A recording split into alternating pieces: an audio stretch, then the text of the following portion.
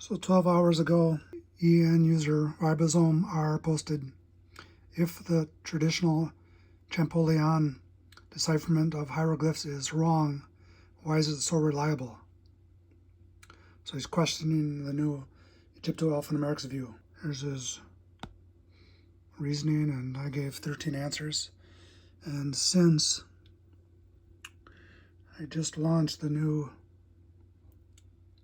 YouTube or the Reddit channel EN video to collect the 50 or 60 plus videos made by myself, Lip Thems, Rehab Hilu, and Juan Acevedo, I decided to make a video. So a year ago today, almost exactly on October 12th, today is October 13th, 869, the world works in, or the universe works in cycles, mysterious cycles which we haven't figured out. I posted list of hieroglyphs, grams or types, which means shapes, with incorrectly determined sounds, that is phonetics. They were becoming incompatible between the new Egypto-alphanumerics view and the young Champollion cardophonetic view. So for example, Champollion says that the whole U6 sign equals myrrh or amr, which means love. Whereas the EN phono view says that this is where letter A comes from, and this makes the ah sound the baby vowel, according to Lampros, Plutarch's grandfather. And I decoded this 2 years ago, but Young was the one who said that the Ho is the sacred alpha, but he didn't believe in the Egyptian alphabet theory. And over here we see the N1 sign, which is the stars of space goddess, according to cardophonetics, makes the PT sound, whereas EN has decoded this is actually letter B, so it makes the ba or B sound, and so on. Ptah and the Rosetta Stone. So here we see his C19 sign. It's incorrectly labeled as mummy-shaped, whereas correctly he only has one leg because he's a fire drill, which means you spin your fire drill stick and it makes on top of a softwood base, and you make ashes, which makes a flame. So he's the inventor, the god who's invented the fire. And here he is, mummy-shaped inside of a shrine. And it's the determinative for Ptah, the fire drill god. And over here we see the evolution of letter B. And this has been EN decoded. We see letter B on top here with 12 stars going through her. She swallows the sun at night. In her mouth, 12 hours of midnight. Sun is born out of her delta vagina, letter D vagina, or inverted pubic hair region. The sun flies out of Kefri, the beetle, and then it flies into the T part of the Nile. So this is the Nile, this is the Mediterranean faces, and goes back down here and goes into her mouth again. This is one day, and it also goes into 1 year. This is Ramses 5-6 tomb. This became, or it was in the pyramid text, defined specifically as the N1 hieroglyph. And this became the Egyptian C19 sign. She has her arms over here like this. Now we have the Kidian Phoenician B with the arms become two over here, two horn-looking things, but these are arms that are large breast, and she's on top of the earth god Jeb, trying to have sex, or wanting to have sex with him. Here we see a nipple on the Nora stone Phoenician B. Then we see Greek B and modern B. So if we go back over to our incorrectly determined phonetic sounds, we see that the young Champollion model has determined that letter B makes the P, T sound. So this doesn't make any sense. If this is letter B, it should make the ba or baby sound, because that's how it's pronounced in all the languages. So if we go over here, down in this bottom section here, ribozyme R says the following. But if we think from the point of view of those Egyptologists who are in love with the old theory of Young and Champollion, we must see that it is hard to discard the traditionally very useful system in favor of the new Egypto-alphanumeric system, that as of yet cannot even match the hieroglyphs on the Rosetta Stone to the Greek text next to them. Okay, so this paused me here and I said very incorrect. That's a typo. So I made this diagram in about an hour or two after reading this. Let's just repeat this again before we look at the diagram. He says EAN theory, which means if I go up here to my Bernal-Blackett area,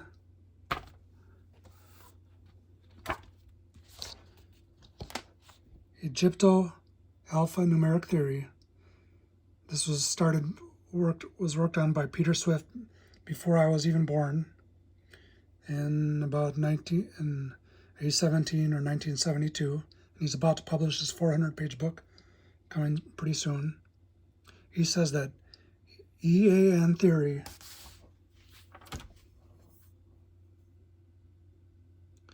cannot even match the hieroglyphs on the Rosetta Stone to the Greek text next to them.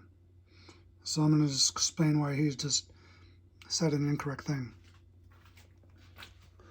So here is the hieroglyph section of the Rosetta Stone, made in 2151A, or 2,151 years before atoms were seen. 6th row, we see this cartouche. And this has been matched to EN decoded. This is the Ho, that's letter A. And these are the semantic signs, not phonetic signs.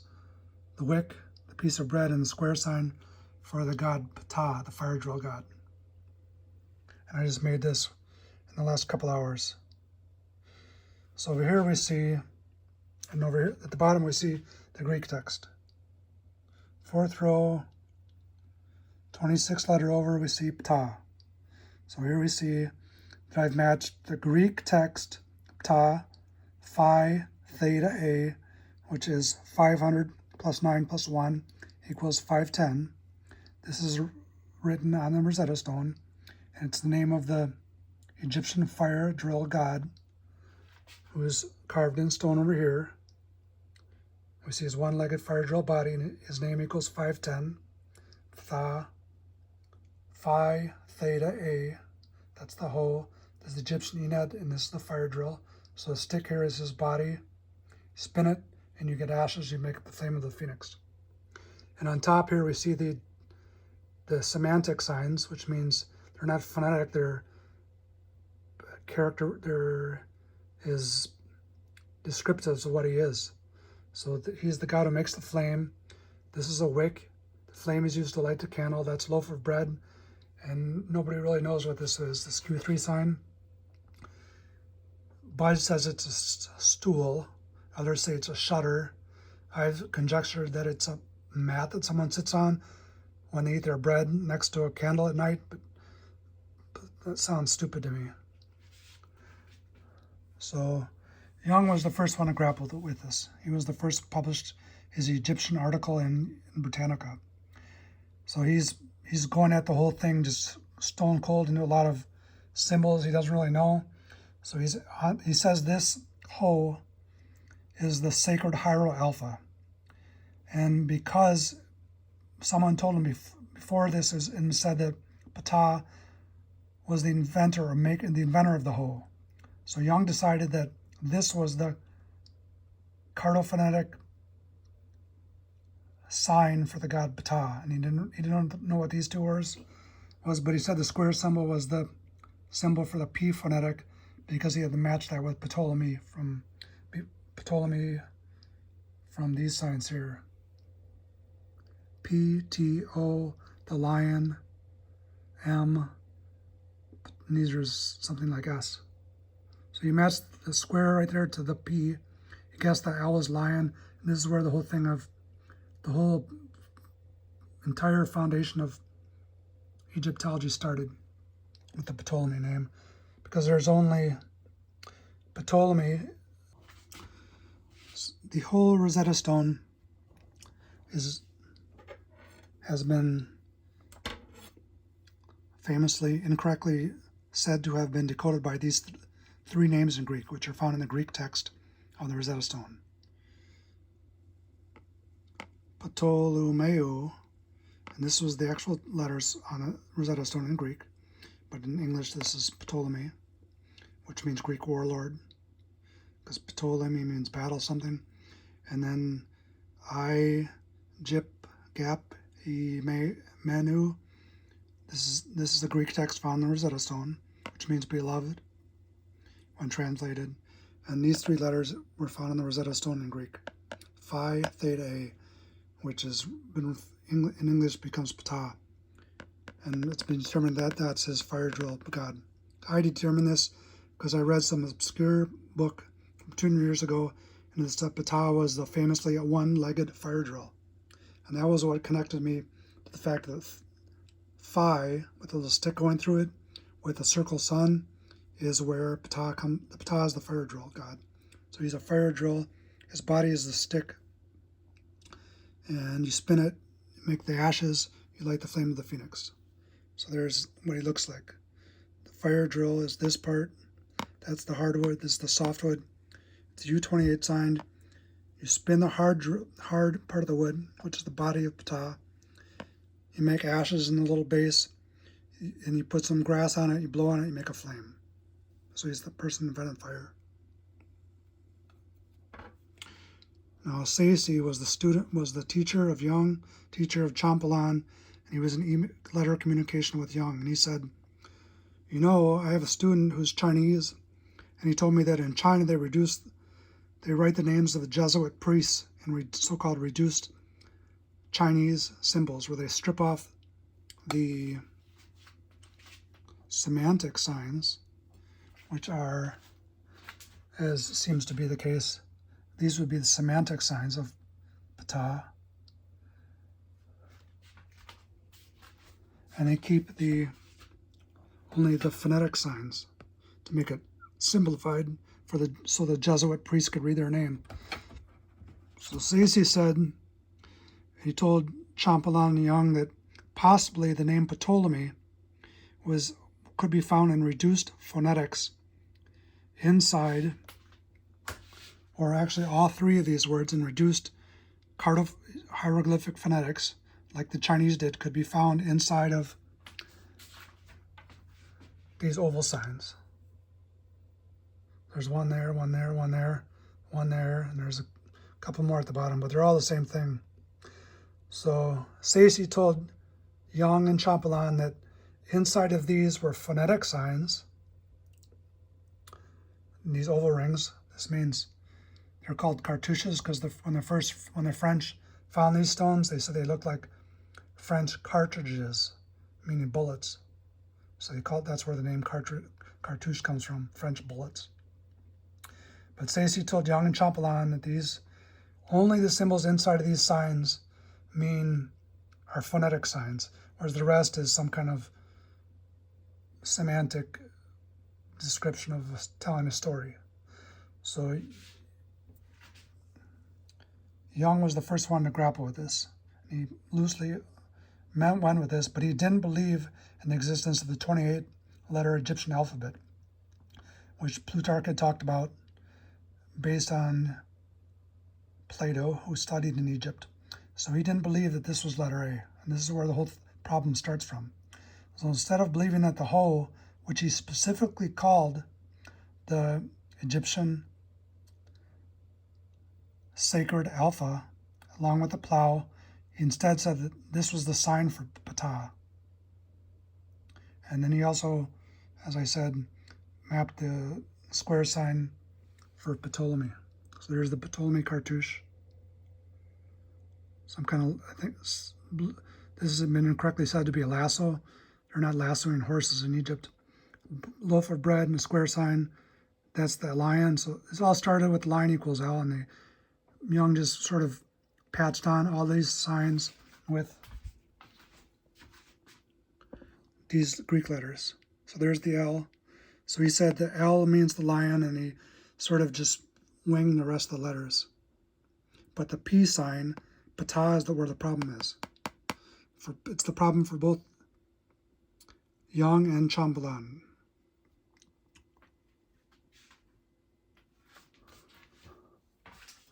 So if we go over here, Young was the first one that said this supposedly prayer mat or stool or shutters, I don't know exactly what it is, makes the P sound in the name Ptolemy.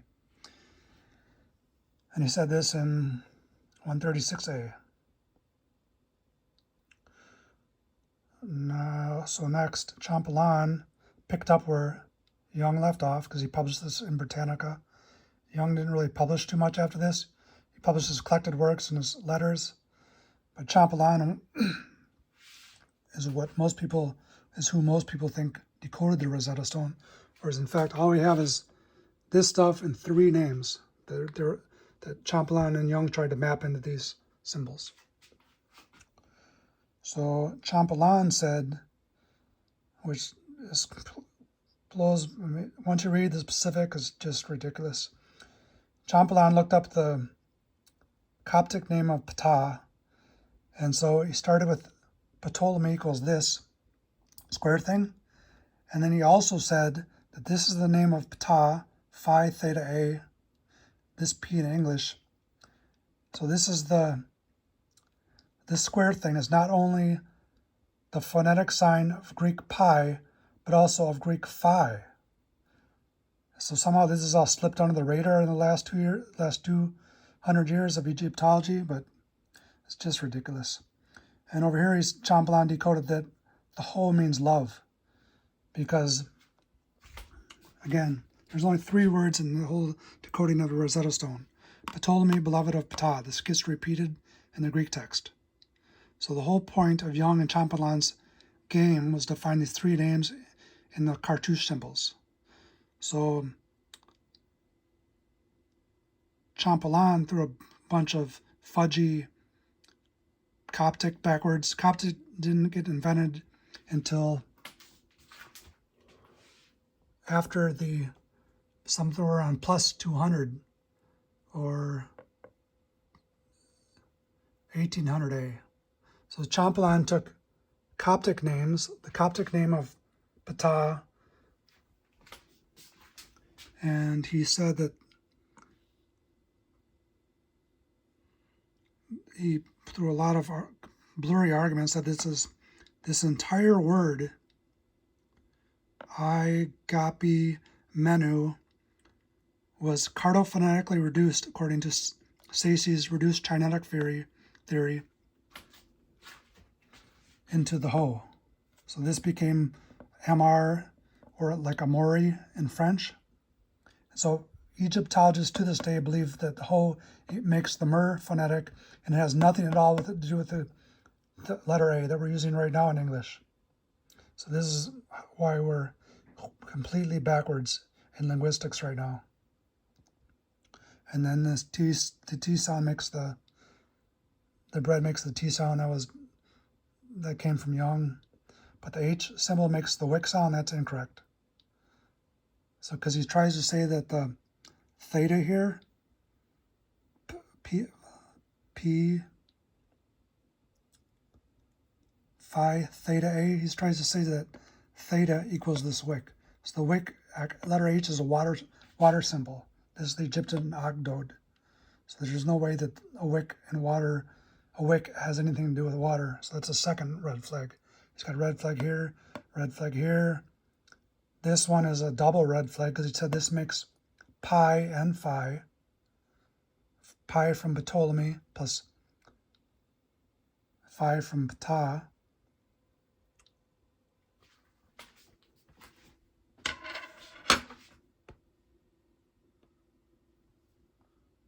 So here we see, this is Chamberlain's theory. So Young said that the square box Q3 sign, makes the P of Ptolemy, because from the Ptolemy sign, Ptolemaeus. PT, he said the line was Ole, this is M,